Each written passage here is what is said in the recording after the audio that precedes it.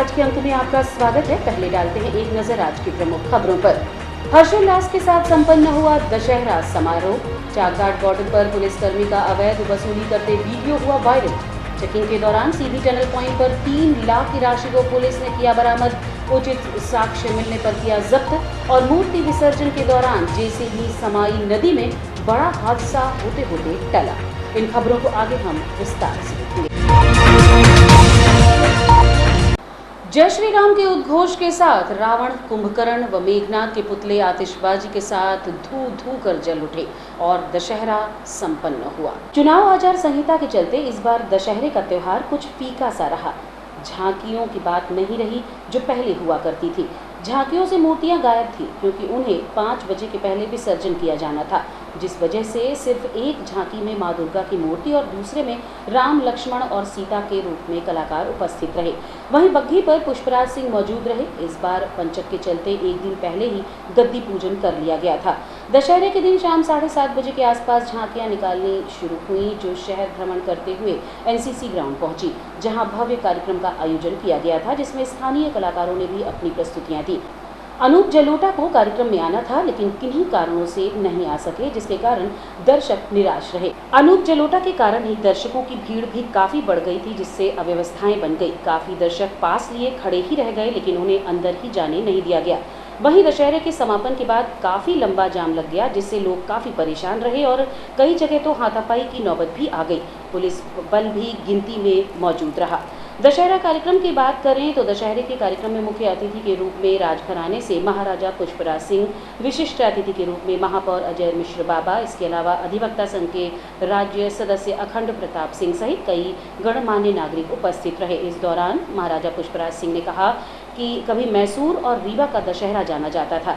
रीवा का दशहरा दूसरे नंबर पर रहता था, लेकिन मैसूर का दशहरा नंबर 1 पर, क्योंकि उनका बजट 50 लाख का रहता था, जबकि रीवा के दशहरे का बजट 1 लाख का रहता है, जिसके लिए वो आगे कोशिश करेंगे। विजयदशमी समिति के द्वारा आयोजित यह 43वां दशहरा समारोह था। छुटपुट घटनाओं को छोड़ दें तो दशहरे का आयोजन शांतिपूर्ण ढंग से संपन्न हो गया। इस कार्यक्रम को अच्छा बनाने में जो हमारा मजदूर वर्ग आज 4 दिनों से काम कर रहा था, उनको भी बहुत सारी बधाइयाँ एवं शुभकामनाएं देते हैं। प्रभु श्री राम उनके जीवन में खुशहाली लाए, यही ऊपर वाले से हम प्रार्थना करते हैं। जय जय श्री राम, जय जय श्री राम, जय जय श्री राम, जय जय श्री राम। सामने कहो कि सामने फोटो जय।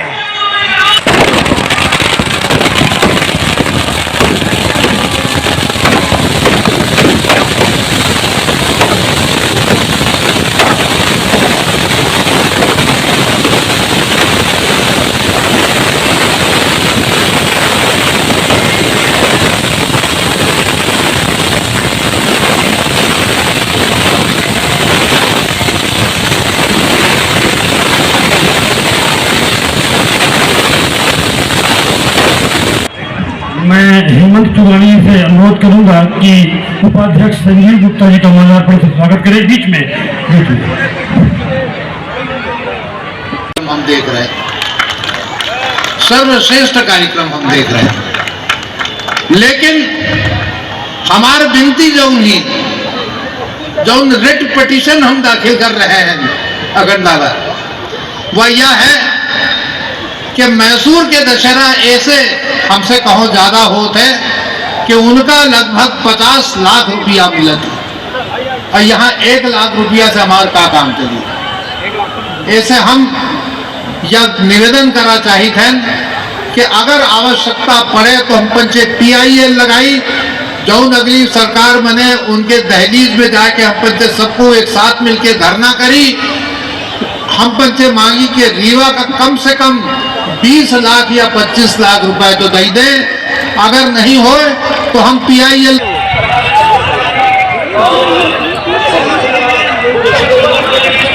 दशहरे के दूसरे दिन यानी आज 25 अक्टूबर को कांग्रेस पार्टी के 2 प्रत्याशियों ने अपना नामांकन दर्ज कराया, जिसमें सिरमौर से रामगरीब आदिवासी और त्योंथर से रमाशंकर सिंह पटेल अपने समर्थकों के साथ निर्वाचन कार्यालय पहुंचे।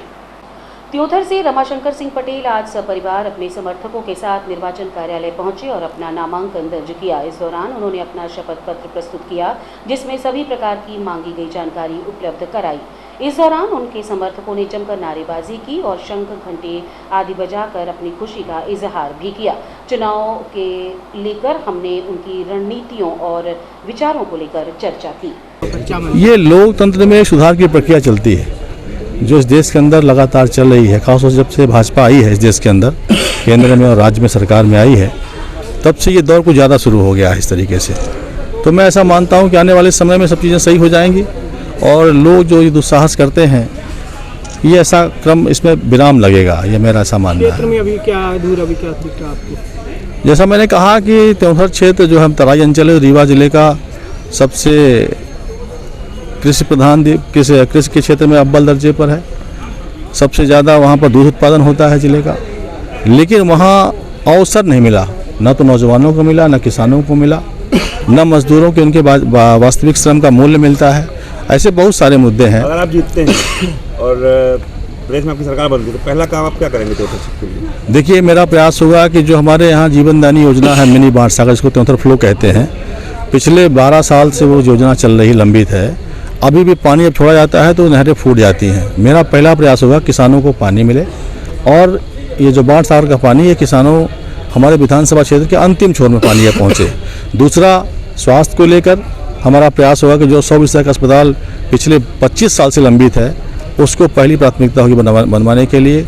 और तीसरा होगा कि जो हमारे नौजवान साथी हैं, उनके समुचित शिक्षा की व्यवस्था, बालिका जो हमारे हैं उनके लिए महाविद्यालय की व्यवस्था, उनके लिए हायर सेकेंडरी स्कूल की व्यवस्था जनसंख्या के अनुसार, और 100 बिस्तर अस्पताल जो था पहले मंजूर था, उसको आने वाले समय में 100 बिस्तर से ज़्यादा मापदंड जो जनसंख्या के हिसाब जो चीज़ फिट बैठेंगी उसको बनवाने का हमारा प्रयास होगा। बहुत बड़ी समस्या है। कांग्रेस प्रत्याशी राम गरीब आदिवासी भी आज अपने परिवार के साथ निर्वाचन कार्यालय पहुंचे और अपना नामांकन प्रस्तुत किया। इस दौरान उनके साथ उनके समर्थक भारी मात्रा में उपस्थित रहे और जमकर नारेबाजी की।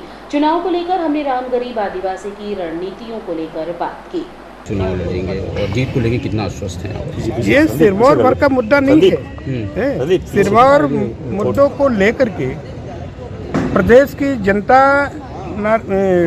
सिरमौर भर के मुद्दे को लेकर के प्रदेश की जनता में नाराजगी नहीं है। बहुत सीधी बात है। जहाँ से सहने की शक्ति का अंत होता है, वहीं से क्रांति शुरू होती है। और जब अन्याय करने वाले का, अन्याय सहने वाला आदमी अन्याय इकट्ठा कर लेता है तो अन्याय करने वाला नष्ट हो जाता है। तो ये केवल सिरमौर भर का मुद्दा नहीं है, पूरे प्रदेश स्तर का मुद्दा है कि जब से बीजेपी की सरकार बने 22,000 बीजेपी सरकार ने घोषणा किया। कभी शिक्षित रोजगारों के लिए वैकेंसी निकाला, फिर तारीख कैंसिल किया, फिर परीक्षा हुआ, परीक्षा रोक दी गई। सारे तमाम मुद्दे हैं। कभी एसटी एससी के आरक्षण में सीधे भर्ती होती थी, फिर भर्ती के बाद उनका प्रशिक्षण होता था। अब तो प्रशिक्षण के लिए, भर्ती के लिए कठिन प्रावधान कर दिया गया कि आप BA BSc MSc करिए, फिर कोचिंग करिए, फिर BFM परीक्षा दीजिए। तो आज तो लोगों के पास पढ़ाई लिखाई का इतना खर्च बढ़ गया कि किसान मजदूर अपने बच्चों को इनके मापदंड के आधार तक पढ़ा ही नहीं सकता। तो ये केवल सिरमौर भर का मुद्दा नहीं है, सिरमौर का तो मुद्दा है। जीत को लेकर कितना आश्वस्त हैं आप? क्या लगता है कितने मतलब जीतने के लिए तो देखिए, जीतने के लिए तो हमको टिकट सिरमौर में टिकट दिया गया है और बिंद को जिताने के लिए हमको टिकट दिया गया है। हमको सिरमौर भर जीतने के लिए नहीं, बिंद को जिताने के लिए टिकट दिया गया है। इसलिए कि 30 विधानसभा बिंद में है और इस विधान बिंद में डिप्टी आबादी जो है आदिवासी समाज, डिप्टी आदिवासी आबादी आदिवासी, सारे आदिवासी आपके साथ हैं? हर आदिवासी हमारे साथ, पूरा बिंद का आदिवासी हमको नेता कबूल करता था। आज भी पूरे बिंदु के हर विधानसभा से फ़ोन आ रहे हैं कि नेताजी हम आपके टिकट से संतुष्ट हैं। हम सारे लोग आपके सम्मान के लिए और कमलनाथ ने जो आपको सम्मान दिया है, कमलनाथ के सम्मान को आगे ले जाने के लिए आपके सम्मान से कांग्रेस द्वारा जो दिया गया सम्मान है, इससे हम संतुष्ट।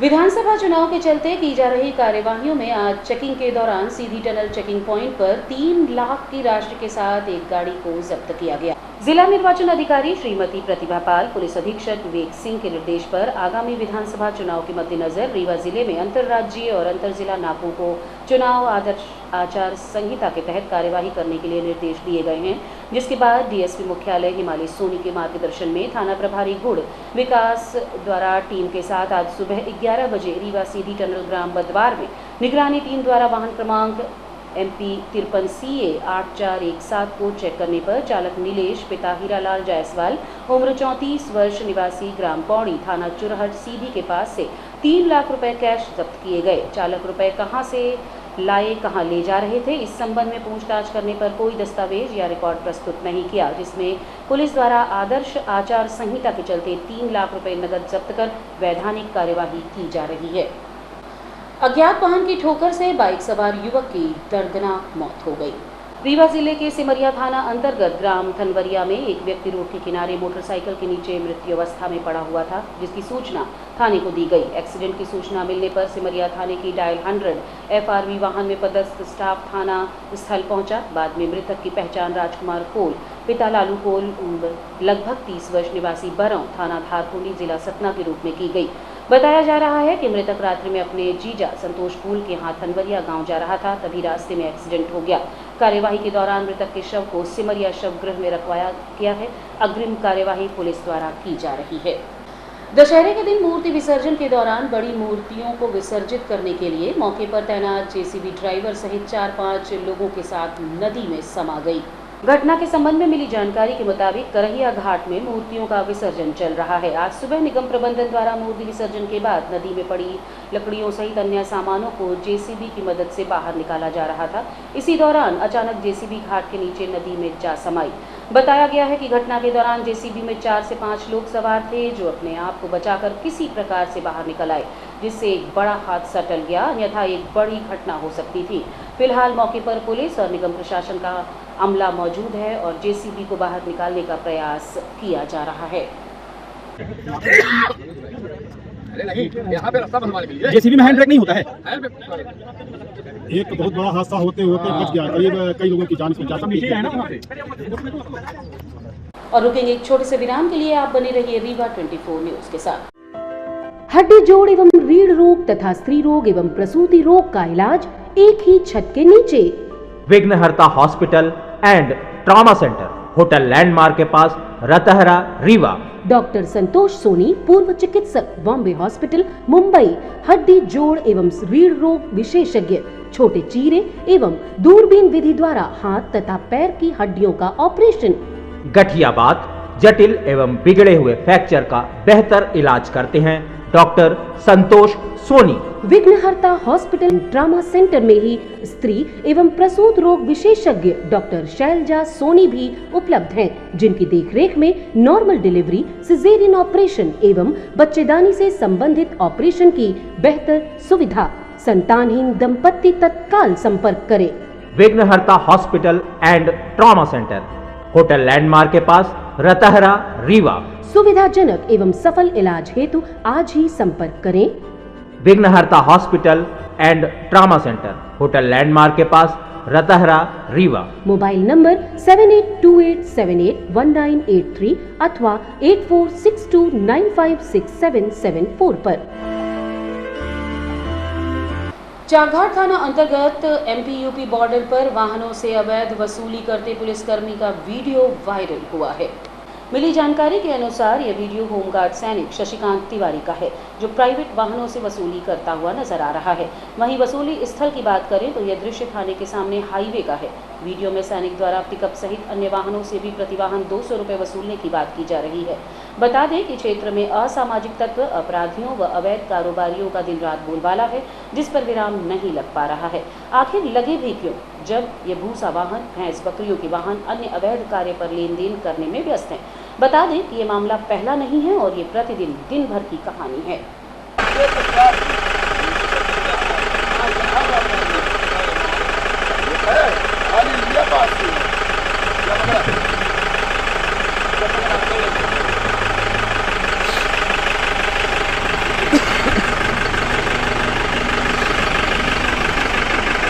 और रुकेंगे एक छोटे से विराम के लिए। आप बने रहिए रीवा 24 न्यूज के साथ। Pentium Point Group of Institutions, a key to success. जी हाँ, Pentium Point Group of Institutions, जहाँ पर आपको मिलते हैं BA LLB 5 year full time programme, LLB 3 year full time programme, Bar Council of India से मान्यता प्राप्त हैं।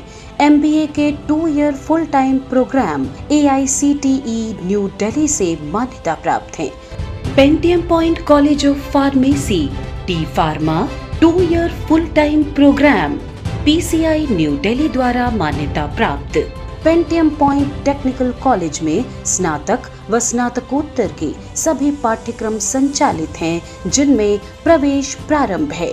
हमारा कॉलेज कोड है P500। याद रखिए, सामान्य वर्ग BPL कार्ड धारकों को शिक्षण शुल्क में छूट व SC ST OBC छात्रों को मध्य प्रदेश शासन के नियमानुसार छात्रवृत्ति।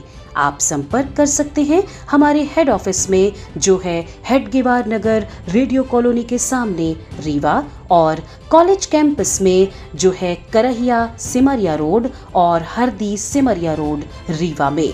अधिक जानकारी के लिए हमारे फ़ोन नंबर पर संपर्क कर सकते हैं। हमारा फ़ोन नंबर है 07662438035। मोबाइल नंबर पर भी संपर्क किया जा सकता है, जो है 9993208439। आम आदमी पार्टी के गुण से उम्मीदवार प्रखर प्रताप सिंह ने आज एक पत्रकार वार्ता कर अपनी प्राथमिकताओं के बारे में जानकारी दी। पत्रकार वार्ता को संबोधित करते हुए प्रखर प्रताप सिंह ने कहा कि वो मूलतः रायपुर करचुलियान के रहने वाले हैं और उनके पिता का नाम निर्मल प्रताप सिंह है, जो समाज सेवा के क्षेत्र से जुड़े हैं। वर्तमान समय की राजनीति के चलते उन्होंने इस ओर कदम बढ़ाया है। क्या रहेगी उनकी प्राथमिकताएं और क्या है रणनीति, जानने के लिए चलते हैं सीधे पत्रकार वार्ता में। और जैसा कि आप सभी जानते होंगे कि मेरे परिवार के बारे में, क्योंकि आप लोग कई लोग उस क्षेत्र से आते भी हैं और आपका अनुभव भी काफ़ी ज़्यादा है, तो मैं संक्षिप्त में ये बात बताना चाहता हूँ कि मेरी राजनीति में ये जो कदम मैंने बढ़ाया है उसका रीज़न क्या है। मेरे बब्बा जी श्री निर्मल सिंह जी, जैसे कि आप सभी जानते होंगे कि पीढ़ियों से उनके मार्गदर्शन में मेरे परिवार ने जनसेवा एवं धर्म कार्यों में काफ़ी काम किया है, काफ़ी समय दिया है। हमारा परिवार गायत्री परिवार से काफ़ी समय से जुड़ा हुआ है। मेरे बब्बा जी द्वारा कई नेत्र शिविर, नेत्र चिकित्सालय एवं गायत्री परिवार के लिए अश्वमेध यज्ञ जैसी चीज़ें की गई हैं। और मैं ये भी बता दूं कि राजनीति में मेरा, हमारे परिवार का कोई अनुभव नहीं है, मगर राजनीति का मतलब ही होता है जनसेवा। और जनसेवा में हमारा परिवार में, और जो बब्बा जी के मार्गदर्शन में मैंने काफ़ी समय उनके साथ बिताया है और आज भी बिताता हूँ, तो जो मेरा ये कदम बढ़ाने का जो हौसला है वो सबसे पहले उन्हीं से आता है। यहाँ मौजूद हमारे ब्लॉक अध्यक्ष अनूप जी, नरेश त्रिपाठी जी, सक्रिय कार्यकर्ता अजय सिंह जी भी मौजूद हैं। प्रखर जी, आपने स्कूल से पढ़ाई की है जी, विदेशों में पढ़ाई की है जी, विदेशों में आपने नौकरी किया जी, आप अचानक कैसे इधर राजनीति की तरफ मुड़ गए आप? देखिए, आपका कहना सही है, क्योंकि बहुत लोग ऐसा कहते हैं कि ये अचानक है, मगर मैं आपको बता दूं कि ये बिल्कुल भी अचानक नहीं है। 16-17 साल की उम्र से, जब 15 साल से मनुष्य के मस्तिष्क का पूरा विकास हो जाता है, और 16-17 साल की उम्र से मैं काफ़ी चीज़ें समझने लगा था। अपने बब्बा जी के साथ काफ़ी बार रायपुर, करचुलियान और आसपास के क्षेत्र में रहता भी था। ये बात अलग है कि ईश्वर की कृपा थी कि मुझे अच्छी उच्च शिक्षा के लिए बाहर जाने का मौका मिला, मगर ये तैयारी काफ़ी समय से थी। मेरा जन्मदिन कुछ महीनों पहले ही बीता है, जिसमें एलिजिबिलिटी के तौर पे 25 साल की उम्र मेरी हुई है और 25 साल की उम्र, नो क्रिमिनल रिकॉर्ड्स। आज की खबरों में बस इतना ही। नई खबरों के साथ कल होंगे पुनः उपस्थित। अब दीजिए इजाजत। नमस्कार।